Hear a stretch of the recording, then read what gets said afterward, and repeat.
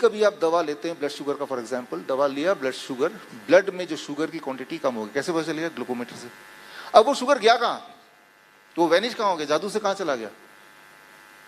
एक सिंपल बात याद रखिए, दवाई क्या करता है, आपके शुगर को ब्लड से लेके ट्रांसपोर्ट कर देता है बॉडी के किसी भी ऑर्गन में। It can B heart, it can B kidney, it can B आंखों के पीछे, कहीं भी।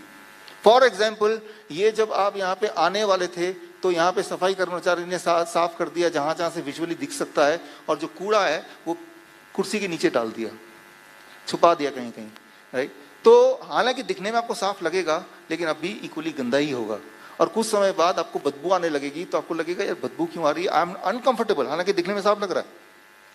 लेकिन आपकी जो नजर है वो सिर्फ खाली जगह पे तो पड़ेगी ना, राइट? कुर्सी के नीचे तो कोई देखेगा नहीं। ठीक उसी तरह से आपका ब्लड शुगर ग्लूकोमीटर मेजर करता है, but is there any machine which measures body sugar? तो total amount of sugar in the body remains the same. सिर्फ जो दवाई है वो ब्लड से शुगर को ट्रांसपोर्ट करता है, बॉडी के किसी न किसी अंग में डाल देता है। कौन से अंग में डालेगा? यहाँ जेनेटिक्स का रोल होगा, किसी के हार्ट में, किसी के किडनी में, कहीं ना कहीं डालेगा। और जब डालेगा तो वो वाला ऑर्गन काम करना ऑब्वियसली कम हो जाएगा। अब वो उस ऑर्गन का पेशेंट बन गया।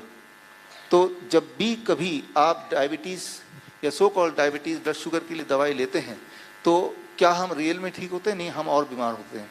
तो ये दवाई क्यों है? वो इसलिए है क्योंकि जब ये दवाई आई थी 1962 से पहले, तब रैंडमाइज कंट्रोल ट्रायल नहीं हुआ करते थे। चलो भाई दवाई दे दो, ब्लड शुगर कम हो रहा है दे दो, बट उससे क्या है, हमारा गोल क्या है कि हमें ठीक होना है अपने आप को। हमारा गोल एक नंबर को कम ज्यादा नहीं करना है, राइट? क्या वो अचीव हो रहा है?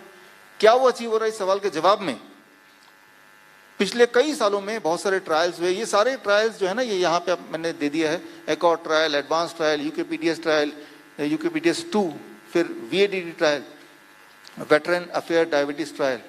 हर ट्रायल में बार बार ये देखा गया, खासतौर पे पहला वाला सबसे बड़ा ट्रायल एकॉर्ड ट्रायल, कि जिन लोगों ने दवाई ली उन सबका ब्लड शुगर कम तो हो गया, लेकिन उनके डेथ होने के चांसेस 22% बढ़ गए। कंसिस्टेंटली इन एवरी ट्रायल की taking high blood sugar is bad, but taking medicine blood sugar is going down, but that is worse, right? ये जो है ये ट्रायल का नतीजा निकला। नतीजा निकलने के बाद एक और नतीजा साथ में निकला, दैट इज कि ब्लड शुगर ये है, it is called ACP guideline. ACP guideline याद रख लीजिएगा। ये वीडियो जो है ना, ये भी अपलोड कर देंगे, 2018 में आया था।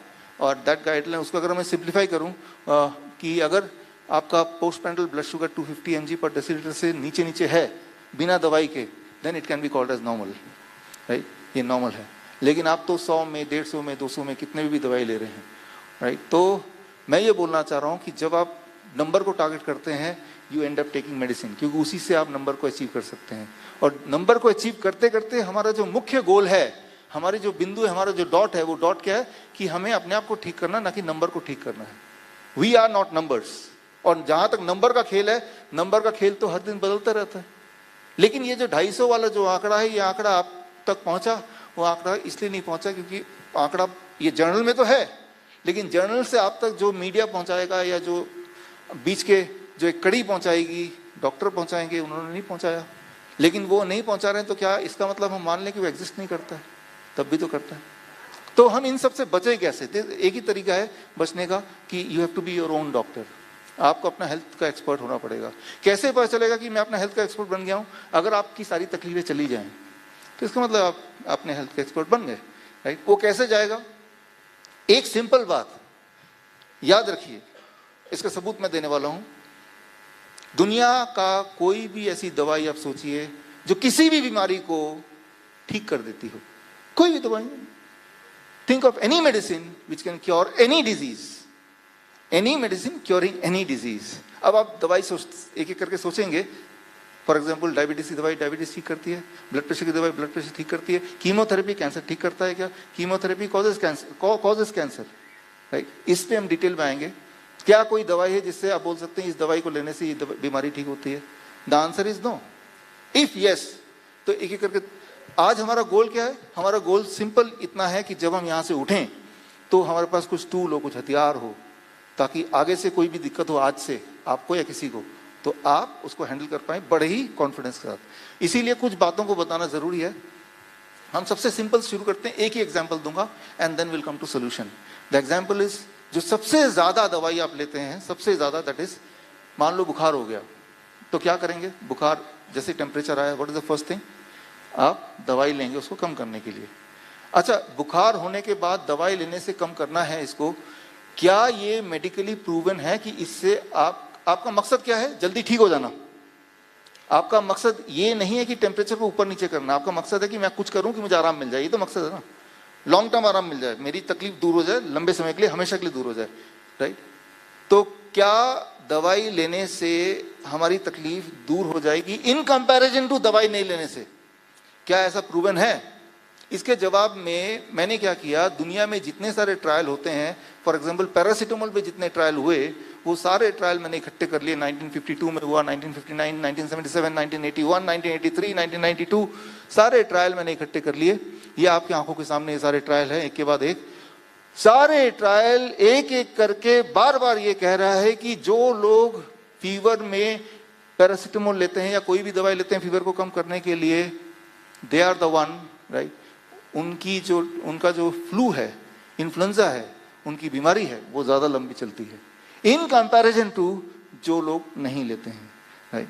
तो अगर टेम्परेचर बढ़ जाए, ज्यादा बढ़ जाए, तो दिमाग पे चढ़ जाएगा। दीज आर द थिंग्स जो, लेकिन अगर आप दवाई से नीचे करेंगे तो उससे दिमाग में चढ़ने का खतरा कम नहीं होता है। मैं ये नहीं बोल रहा हूं कि फीवर ज्यादा चढ़ जाए तो दिमाग में नहीं चढ़ता, मैं ये नहीं बोल रहा हूं, लेकिन टेम्परेचर कम करने से, दवाई से कम करने से उसका खतरा कम नहीं होता है। खतरा वहीं पे भी है, चाहे आपका थर्मोमीटर दिखा रहा है कि वो नंबर घट गया है, बट रिस्क घटा नहीं है। हाँ, आपको नंबर घटा दिख रहा है, नंबर कैसे घट रहा है, व्हाट इज द मैकेनिज्म, वो इंपॉर्टेंट है।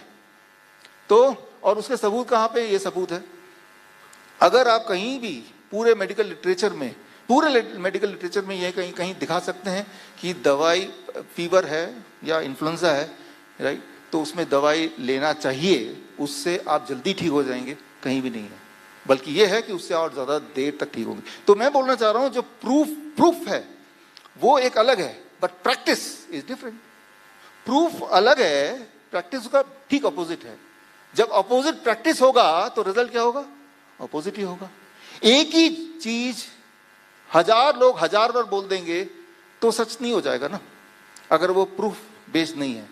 हम बोलते हैं एविडेंस बेस्ड मेडिसिन का मतलब होता है कि ऐसा मेडिसिन जिसका कोई सबूत हो। सबूत तो ये आपके सामने है, राइट?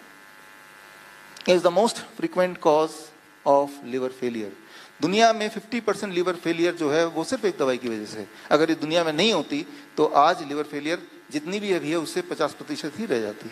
तो यानी कि जब भी आप वो ले रहे हैं paracetamol, you are leading to making yourself more prone to liver failure. मैं कोई पैरासीटामोल, कोई एक दवाई पे हमारा लेक्चर नहीं है, मैं सिर्फ एक उदाहरण देके आपको समझाना चाह रहा हूं कि जब भी कोई भी, मैं सिर्फ इस दवाई की बात नहीं कर रहा हूं, XYZ सारे सबूत मैं आपको दे दूंगा नोट्स में आगे।